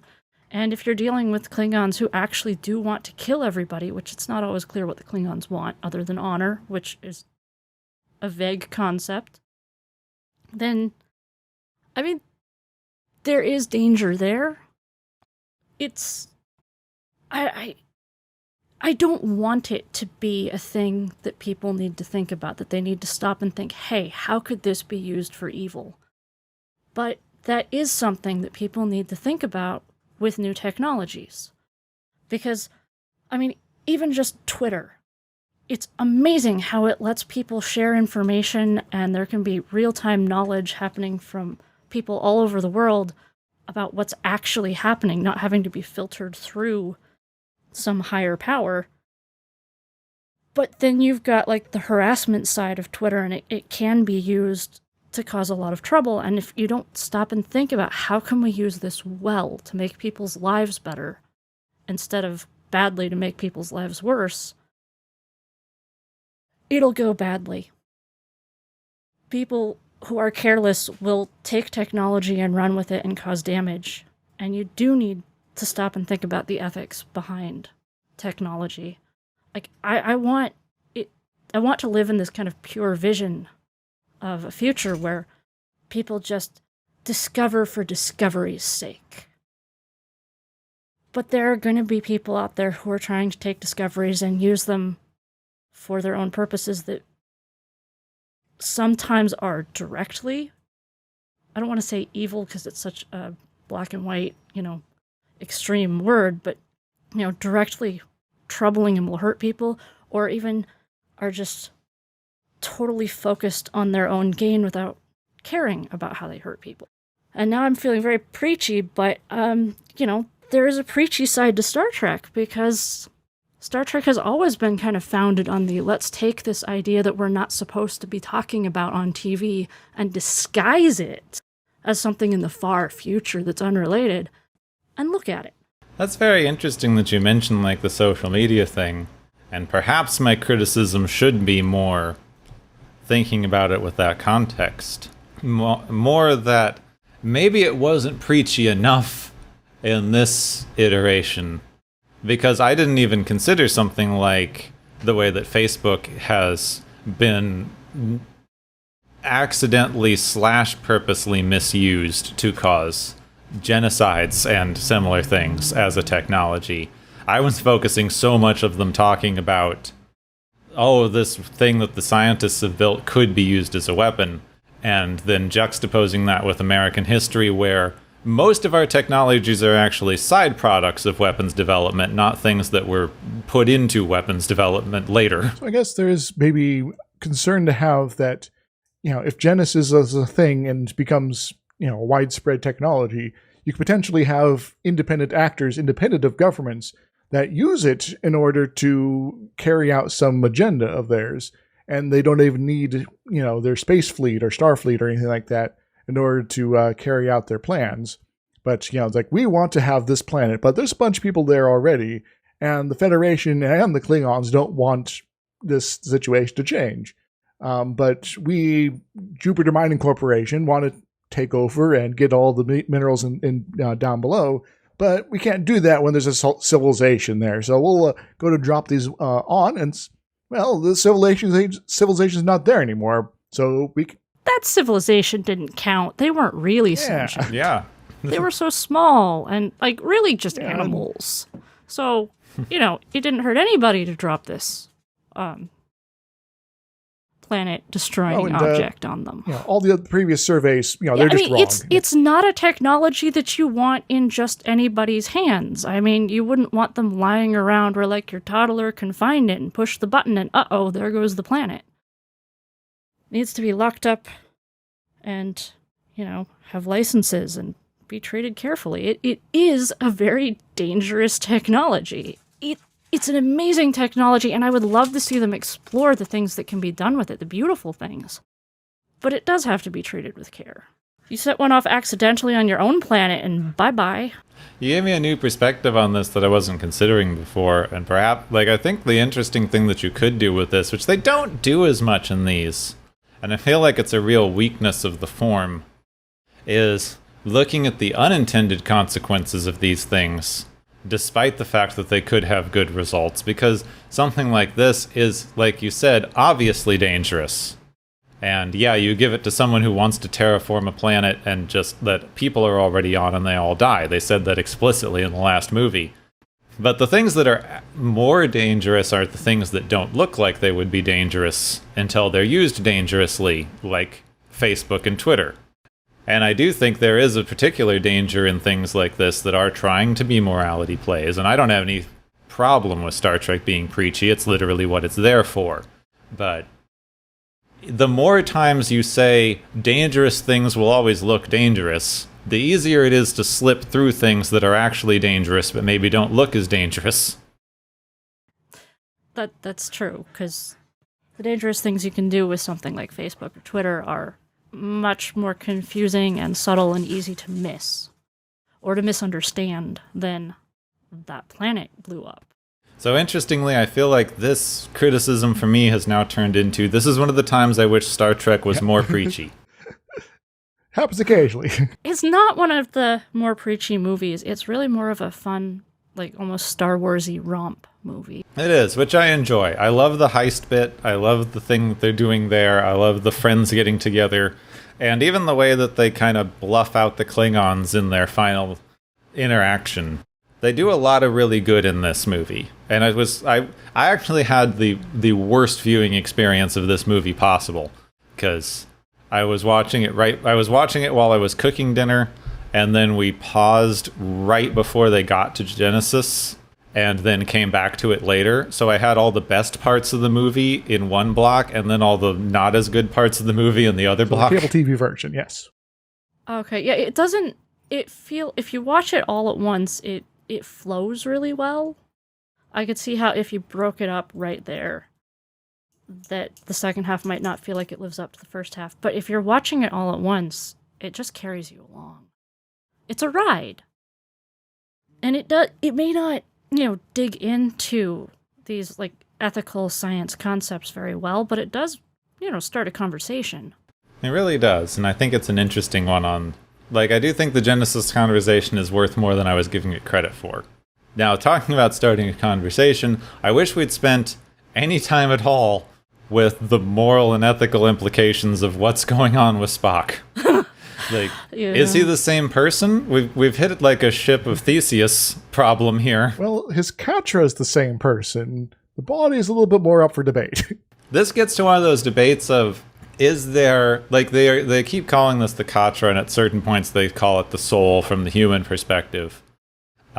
This gets into that problem of, like, is there a part of you that is immutably you and will remain you, whether or not it's copied into different forms and functions? This is kind of the ethical question you get into of the, like, if it was capable, if we had the technology to copy your brain and memories into a computer and it would still think and act and whatever the same way you would, is that really you, or is that a copy? Where's the continuity go? Did it transfer your soul out, or did you just have one flesh and meat bag person who's dead or dying now and one copy of you that's a completely different entity? A great show for looking at that is the one with Paul Rudd that just came out in the last few years. I think on Netflix. It was Living with Yourself.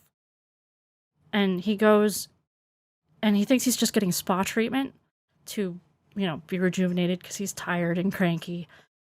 But what they're actually doing is cloning him and planning to kill him, but they don't actually manage to kill him, so he wakes up and, claws his way out from where they've buried him and finds himself already home with his wife.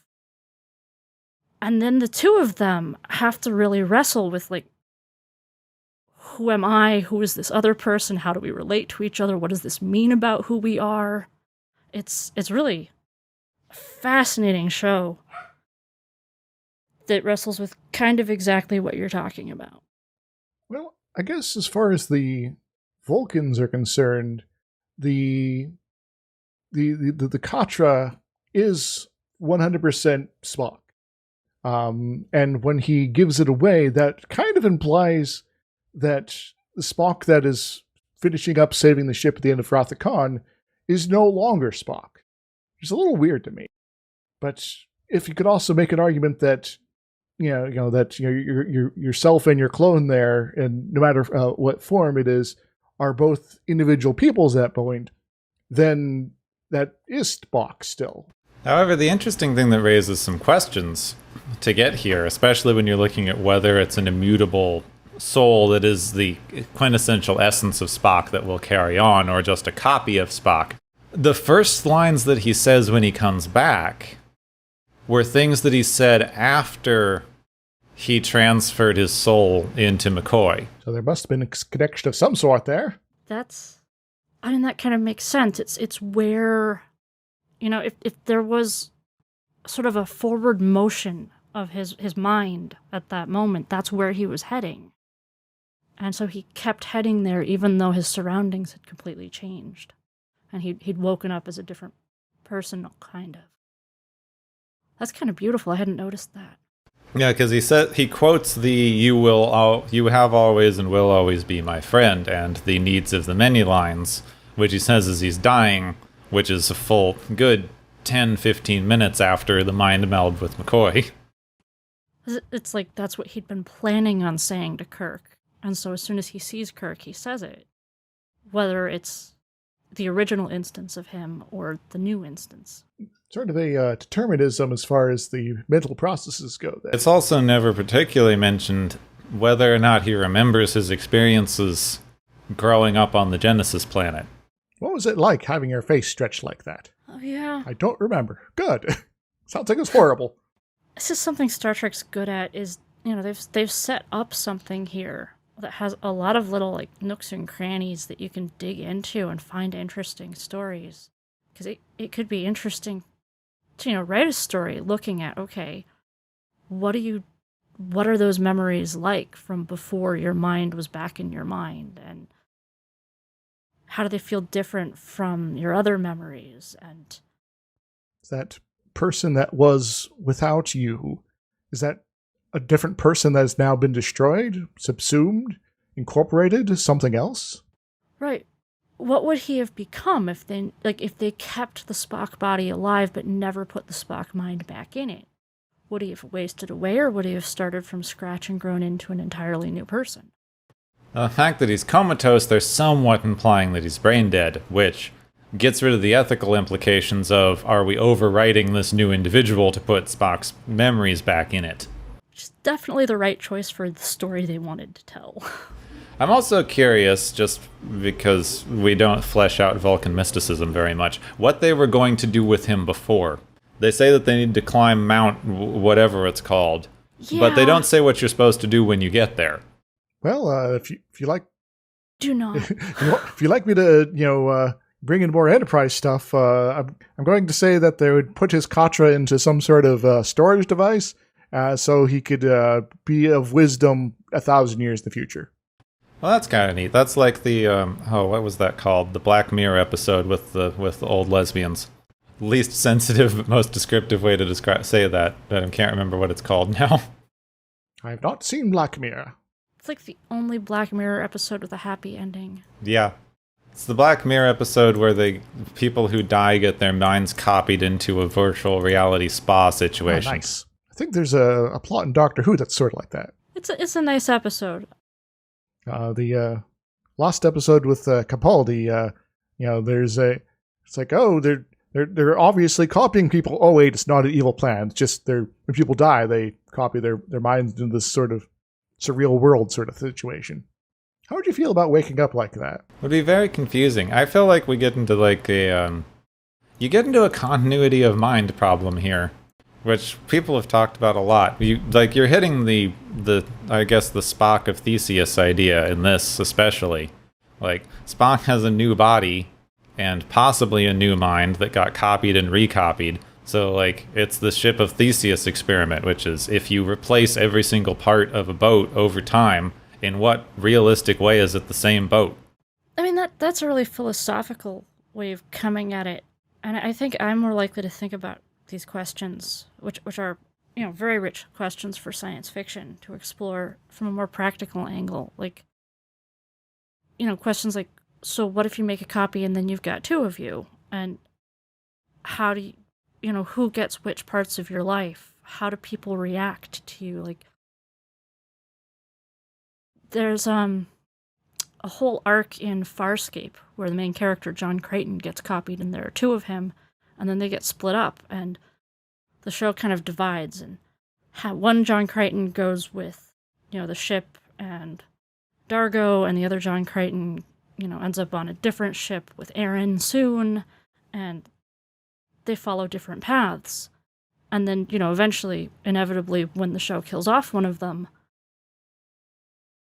there's, this huge adjustment, because Aaron developed a relationship with one John Crichton, and the other John Crichton is kind of the same person, but not the person she was having the relationship with, and it's weird. Yeah, there's definitely some character development with one. And so, I mean, you can ask philosophical questions, but realistically, it's just a question of like, okay, she's looking at this person who looks just like the person she was in love with, and says really similar things, and kind of has the exact same personality, but not the specific memories, and maybe they were changed by those experiences, and how much, and, at some point, does it matter or not?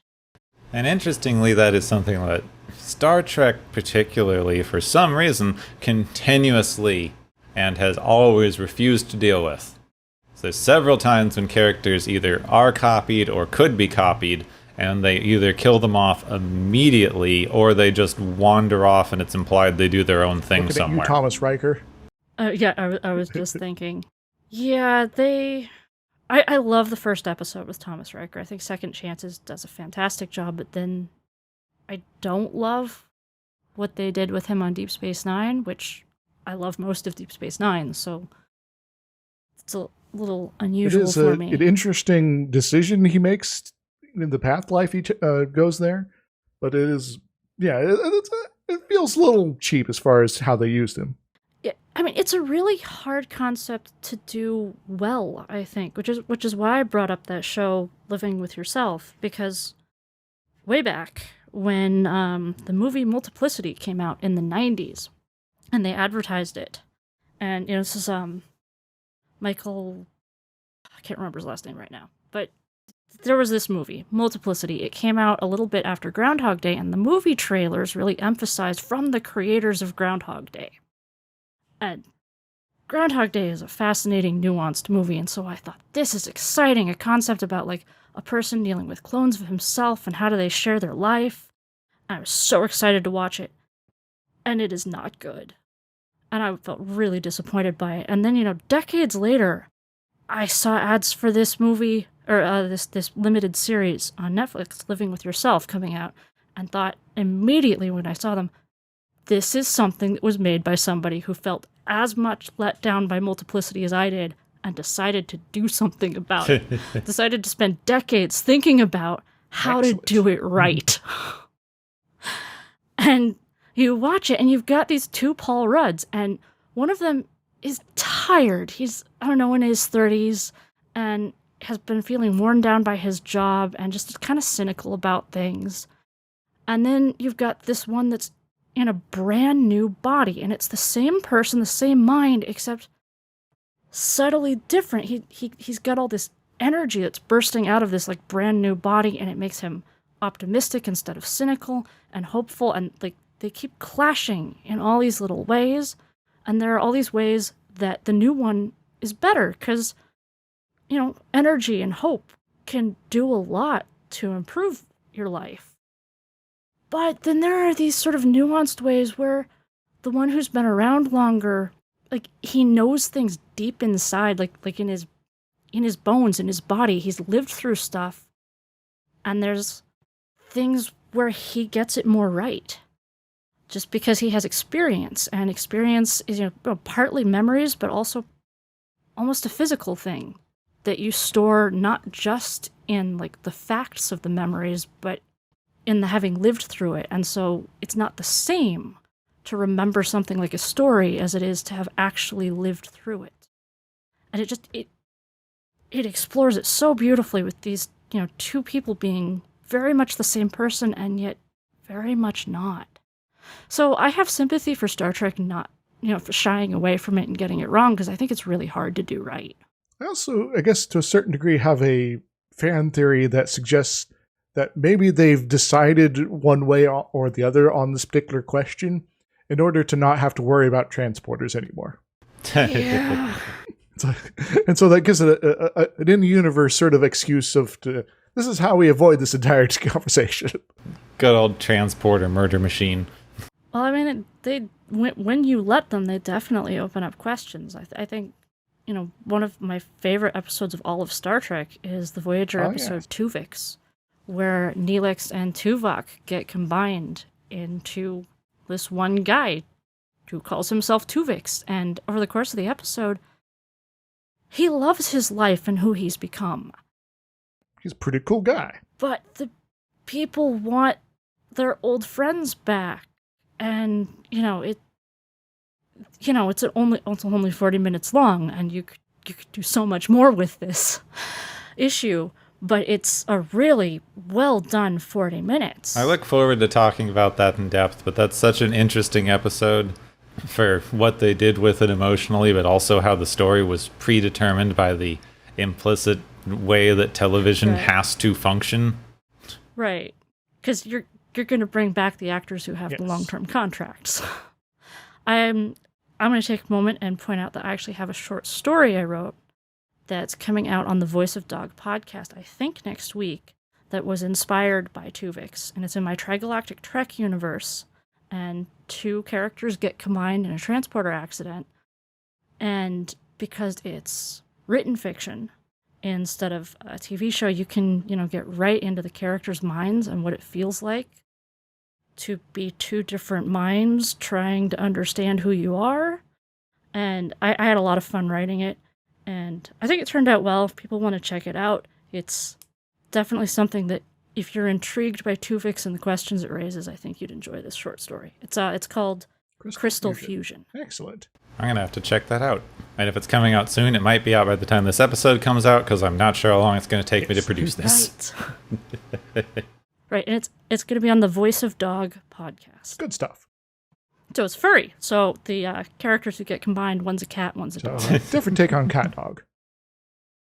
Oh, we could talk about souls and multiple people and whatever all day, but since we don't have all day, and I'm sure y'all are at the end of your commutes, if you even have those anymore by now, it's probably time for us to get along to the galaxy's favorite game show!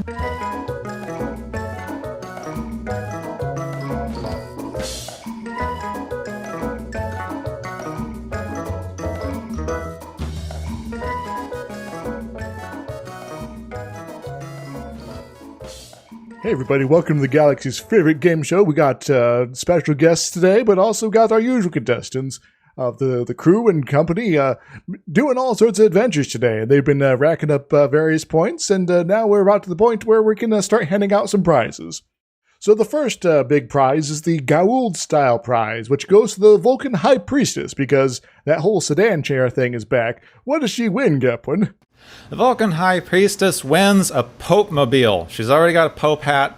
She gets the car with the little bubble, drive by, wave to all the Vulcan people. It's the most logical way to travel. She's going to be traveling around in style with that.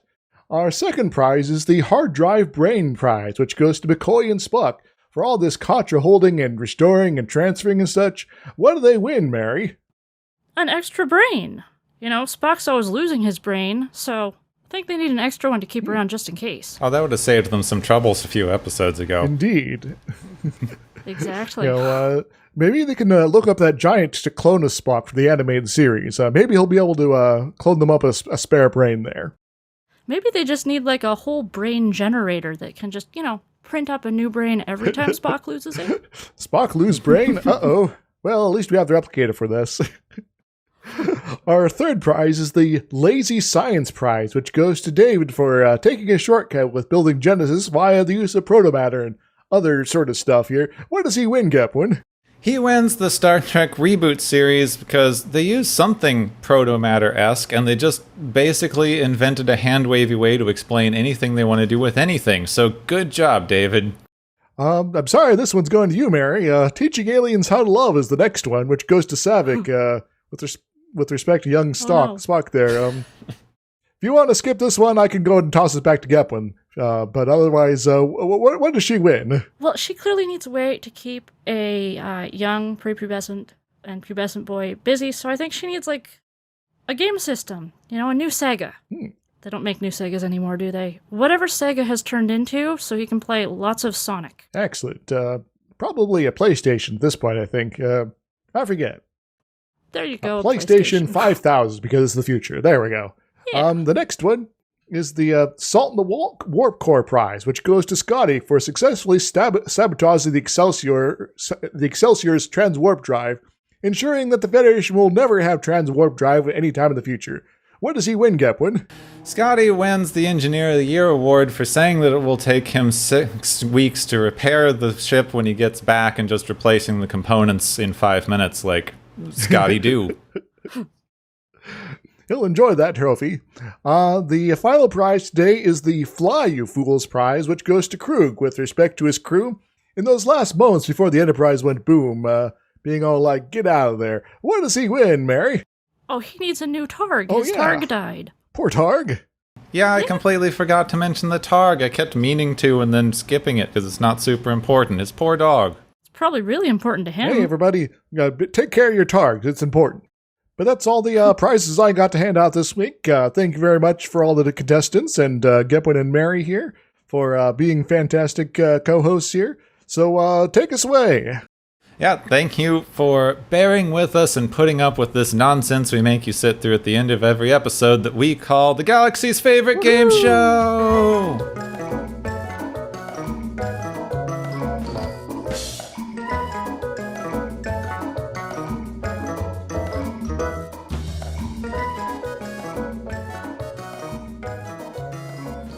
Thank you to both of you for inviting me. This has been so much fun. Oh, anytime. It's been very much fun. It's always great to get the perspectives on here. We turn into a little echo chamber. Honestly, we spent so long talking about these things amongst ourselves. Like, well, once again, colonialism sucks. What else we got? I know that feeling. So I'm so glad that Search for Spock wound up being a better movie than I remembered, and I'm really glad that you were able to come on and share your love for what I remembered as one of the worst films, but now is one of the ones that I hold in a much higher regard. So, It held up a lot better than I thought it would. We are going to have to move on to new and future things, so before we talk about what we're doing next episode, would you like to reiterate any projects or where to find things for you, Mary? Sure. I, like I said, have a bunch of novels and short stories out there. I'd especially like to mention my Entangled Universe trilogy from Aethon Books, because I think if you're enjoying the Star Trek movies, that I didn't realize it as I was writing those books, but I think somewhere deep in my hindbrain as a child, it was imprinted on me that like the platonic ideal of a trilogy is Star Trek 2, 3, 4, and I've at some level recreated that shape with my Entangled Universe books. You've got, scientists creating a piece of technology that they're not really thinking through and could be used in, like, universe-destroying ways. And then the second book, like, delves into exploring concepts of immortality. And in the third book, you go underwater. Because that's how trilogies end. You go underwater. Makes sense to me. Whales.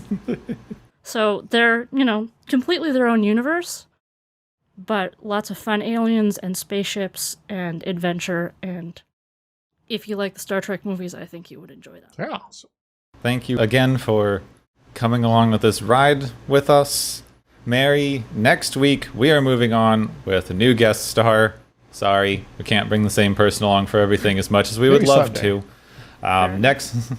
Next week, we're going to be joined by Van Velding, who, as I already mentioned, I guess started on his podcast not too long ago. And we're going to be looking at the next movie in the series, which came out in 1986, which is also around when we start getting Next Generation. So these movies do overlap with Star Trek The Next Generation. That came out a couple of years after that, and we haven't hit the end of these movies yet.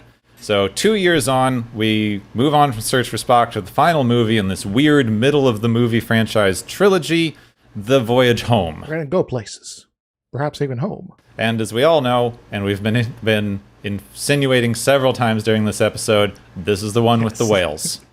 So I hope you all look forward to joining us and Van Velding next time for Star Trek 4. Yeah, 4. I'm reading Roman numerals wrong. Star Trek 4, The Voyage Home. Next time on Watchers of Tomorrow, Van Velding takes us home.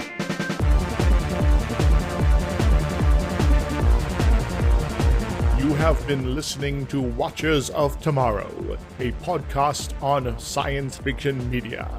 Find and follow Watchers of Tomorrow on Podbean, YouTube, Spotify, iTunes, Google Play, Stitcher, Pocket Cast, Spreader, Digital Podcast, and perhaps many more to come. If you enjoy our podcast, make sure to subscribe for more. And where possible, make sure to rate your experience or leave us a review. You may find Gepwin on youtube.com/Gepwin and Twitter @Gepwin. You may find me, Dr. Isix, on youtube.com/Dr. Isix and Twitter @IsixLP. Music is Waveform and Maury's Principle, both by DRKRN. You can also check out the Watchers of Tomorrow Discord channel. Make sure to share the experience with your friends, family, enemies, and alien overlords. If you feel you are suffering from transporter syndrome, please be aware that the next time you step off the transporter, that you, that is now, no longer exists.